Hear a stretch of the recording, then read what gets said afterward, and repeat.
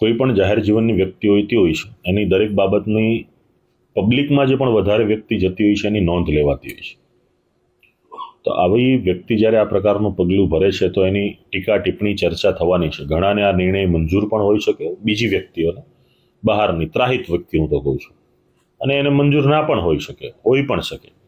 પણ મંજૂર કે ના મંજૂરનો વિષય એના પરિવારે નક્કી કરવાનો છે. ત્યારે એના પરિવારને આ વસ્તુ પસંદ પણ નથી, ખૂબ ચિંતામાં પણ છે, અને પોતાના જે પણ પ્રયાસો કરવાનો પ્રયાસ પણ કરે છે.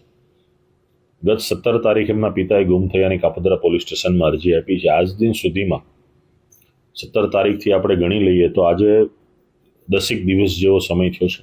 10 દિવસના સમયગાળામાં પરિવારને મળવું નહીં, વાતચીત ન કરવી, તો જે આપણને જન્મ આપે છે એવા માતા પિતાથી પણ આપણે જો વાતચીત કે દૂર રહેતા હોય અને મળી પણ ના શકતા હોય તો એ ખૂબ ગંભીર પરિસ્થિતિ ઊભી થઈ ગણાય. અને આ પ્રકારની પ્રવૃત્તિઓથી બીજી કોઈ પણ દીકરીઓને પણ એના પિતા કે માતા પિતા કે એનું પરિવાર રેસ્ટ્રિક્શન વધારે છે. કે આટલી સ્વતંત્રતા આપવા હોવા છતાં પણ જ્યારે તમે આવું પગલું ભરો છો